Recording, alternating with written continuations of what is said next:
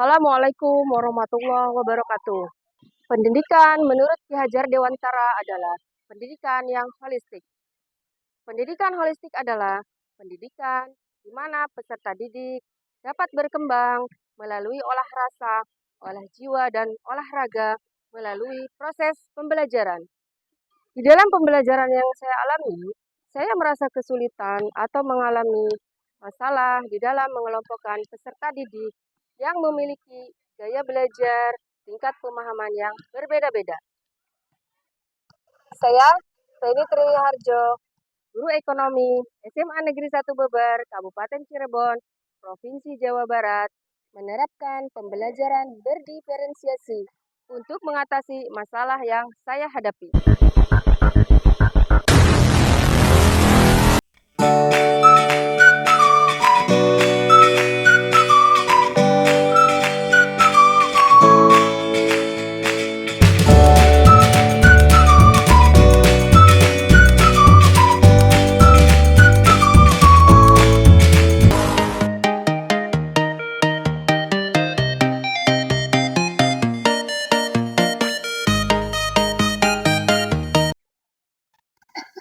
Bismillahirrahmanirrahim. Assalamualaikum warahmatullahi wabarakatuh.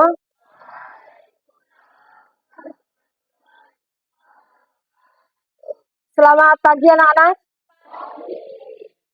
Bagaimana hari ini, semangat? Alhamdulillah ya. Karena bagaimanapun juga kita dalam menjalani hari-hari ini harus dipenuhi dengan semangat ya. Oke, anak-anak. Sebelum pembelajaran dimulai, seperti biasa, berdoa dulu oleh ketua kelas.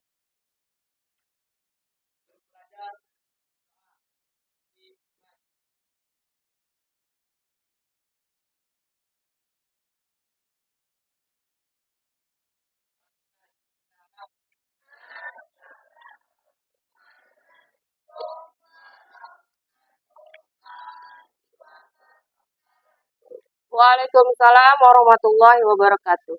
Untuk yang tidak hadir hari ini siapa? Ya. Ya, kenapa Fitri? Izin, ya. Terus? Sufyan kenapa?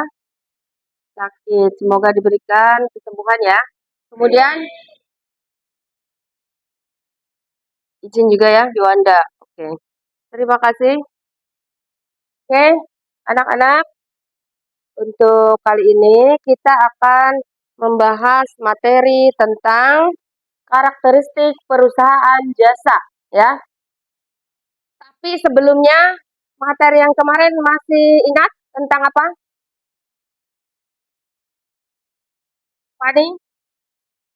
Tentang akuntansi atau laporan keuangan ya. Kemarin kita sudah belajar tentang laporan keuangan ya.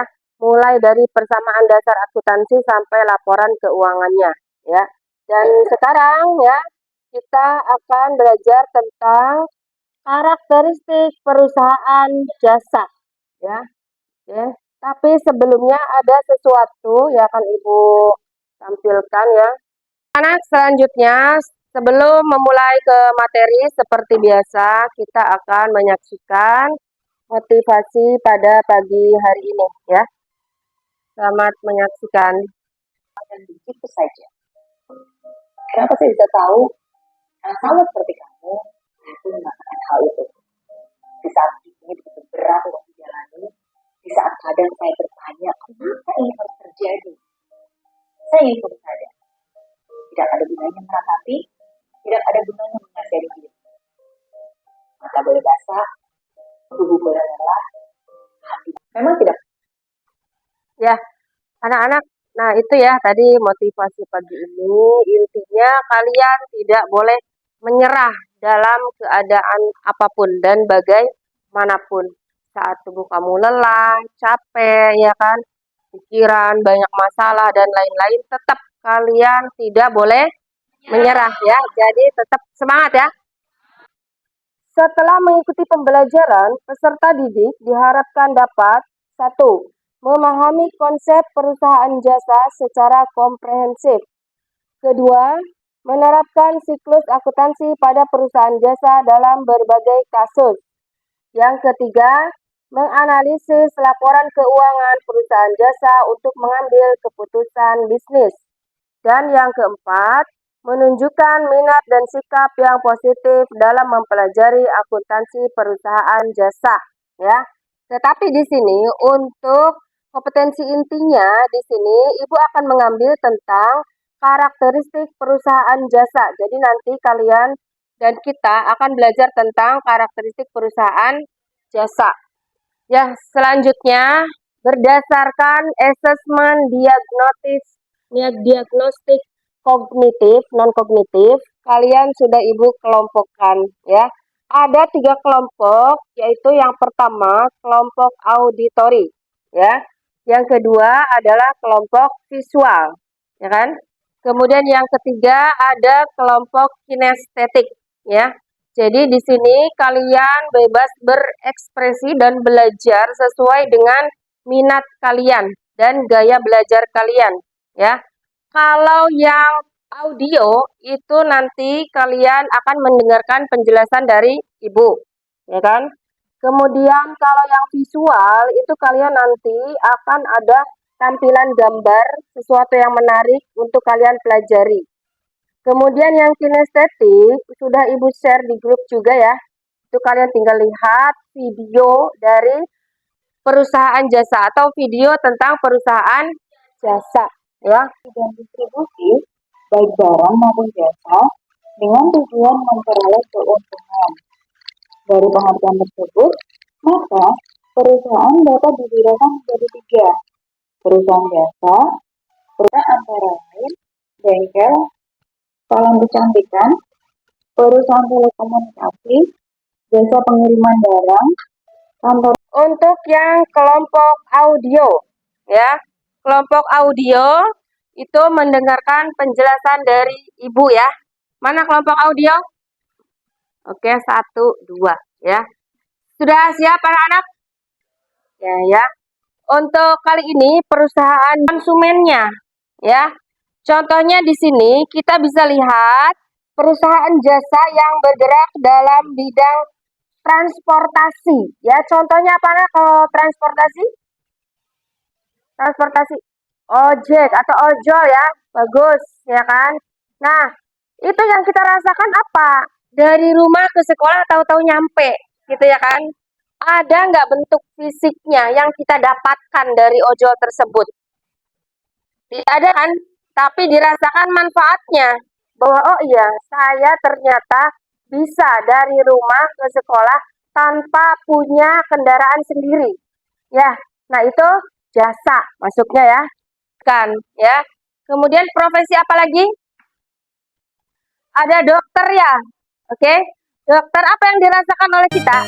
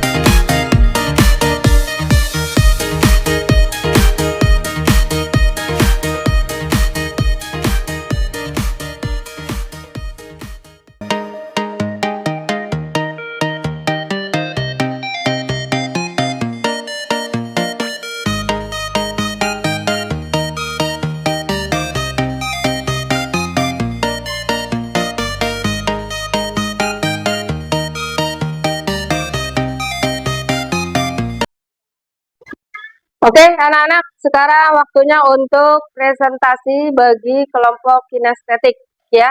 Dalam artian di sini setiap kelompok akan menghasilkan produknya masing-masing ya.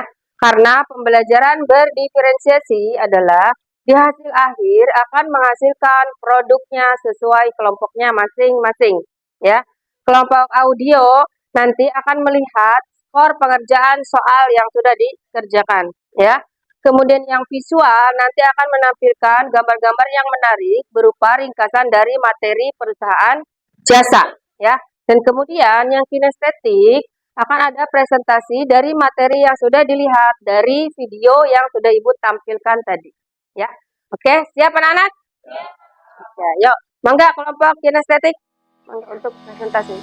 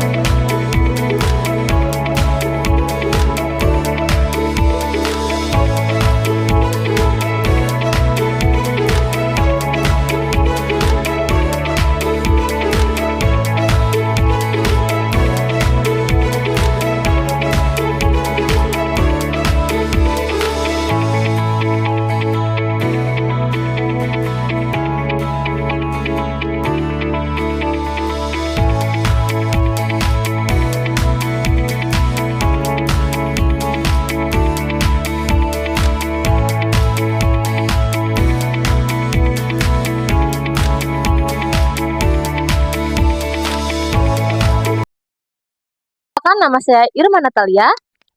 Saya Alesya Putri Wulandari. Saya Cynthia Rahmadani. Saya Satria Abdi Wibawa. Dan saya Ajit Utama. Oke, langsung saja. Pengertian perusahaan jasa. Perusahaan jasa adalah perusahaan yang kegiatan utamanya bergerak dalam bidang pelayanan jasa atau menjual jasa. Ada juga menurut para ahli, yaitu menurut Christian Grundros. Perusahaan jasa adalah perusahaan yang menyediakan jasa yang dalam kegiatannya terdiri dari serangkaian aktivitas intangible yang terjadi antara pelanggan dan pegawai jasa untuk mengatasi masalah pelanggan.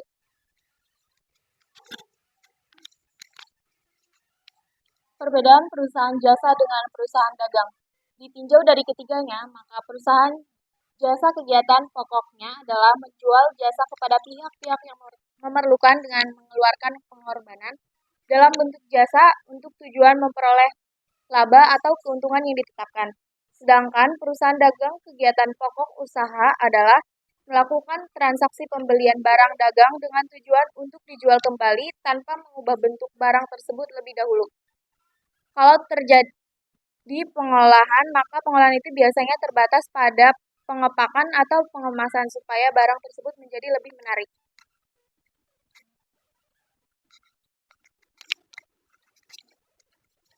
Ciri-ciri perusahaan jasa. Kegiatan utamanya menjual jasa, yaitu menawarkan sebuah bentuk layanan yang bermanfaat dan dibutuhkan oleh konsumen. Tidak menyediakan produk dalam bentuk fisik barang. Hasil produk jasa tidak dapat disamakan, misalnya dalam hal kualitas pelayanan atau kemampuan penyediaan pelayanan. Contoh perusahaan jasa: perusahaan transportasi penumpang Gojek, perusahaan komunikasi dan utilitas Indosat Tbk Telkomsel, perusahaan jasa bidang keuangan Bank Mandiri BRI BCA, perusahaan jasa kesehatan Indofarma Tbk, perusahaan jasa pengiriman barang FedEx, Tiki, Pos Indonesia, JNE, dan JNT. Manfaat perusahaan jasa bagi ekonomi. Penciptaan lapangan kerja. Perusahaan jasa menciptakan peluang kerja bagi masyarakat, mengurangi tingkat pengangguran, dan meningkatkan pendapatan individu. Oke, mungkin segitu saja dari kelompok kami. Kurang lebihnya mohon maaf. Wabillahi taufiq wal hidayah. Wassalamualaikum warahmatullahi wabarakatuh. Waalaikumsalam warahmatullahi wabarakatuh. Oke, selanjutnya untuk yang kelompok visual ya. Mangga untuk presentasi di depan. Sebelumnya perkenalkan, nama saya Luka Fatima dan saya Elsa Widianata. Saya Muhammad Rehan Ramadan. Saya Nanda Isnaini Chandra. Saya Indri Dwi Indriani.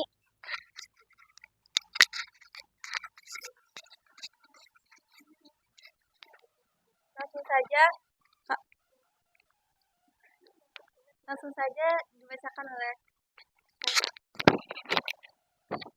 pengertian.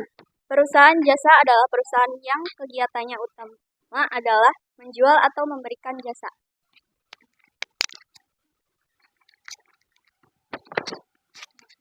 Karakteristik perusahaan jasa. Terdapat 4 karakteristik yang membedakan antara jasa, servis, dan barang goes antara lain. 1. Tidak berwujud timbang. Sifat jasa tidak memiliki wujud fisik yang dapat dilihat dan diraba. Tidak dapat dipisahkan. 3. Berubah-ubah. 4. Tidak dapat disimpan. Di sini ada ciri-ciri perusahaan jasa. A. Perusahaan jasa tidak menawarkan produk yang jelas wujudnya. Jasa adalah sesuatu yang tidak bisa dilihat bentuk fisiknya namun dapat dirasakan manfaat. B. Sulit untuk mengukur standar harga pada jasa yang ditawarkan oleh suatu perusahaan jasa. Kelebihan perusahaan jasa. Yang pertama, tidak memerlukan tempat untuk memajang atau display. Yang kedua, tidak memerlukan tempat penyimpanan barang atau gudang. Kekurangan perusahaan jasa. Yang pertama, kualitas jasa dapat diketahui setelah konsumen membeli jasa. Yang kedua, jasa yang sudah dibeli tidak dapat dikembalikan.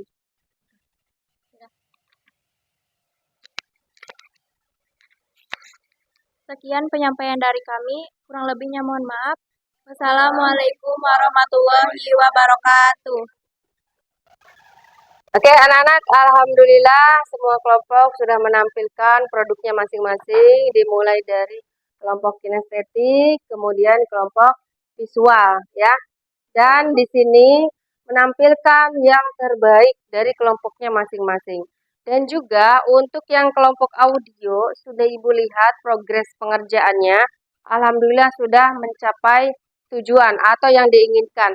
Dalam artian, kelompok audio juga sudah memahami materi yang sudah Ibu sampaikan. Sudah terlihat di Google Form bahwa dari keseluruhan, hampir 90% sudah memahami materi yang sudah Ibu jelaskan.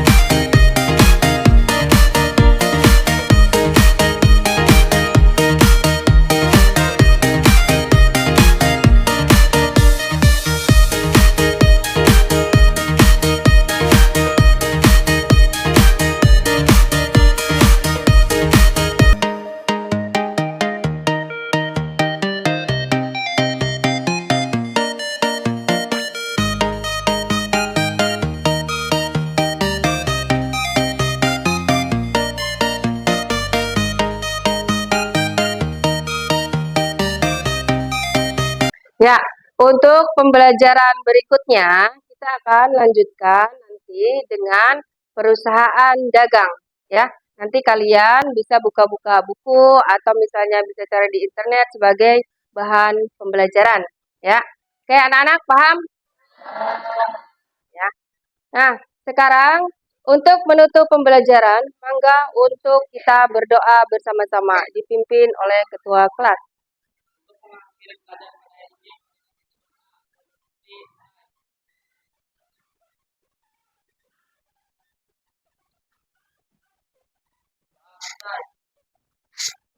Oke, anak-anak, terima kasih. Kurang lebihnya mohon maaf. Wassalamualaikum warahmatullahi wabarakatuh.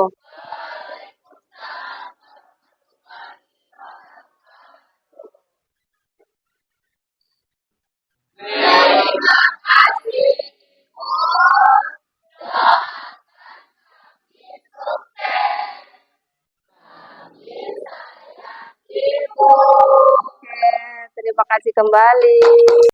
Tepuk cinta.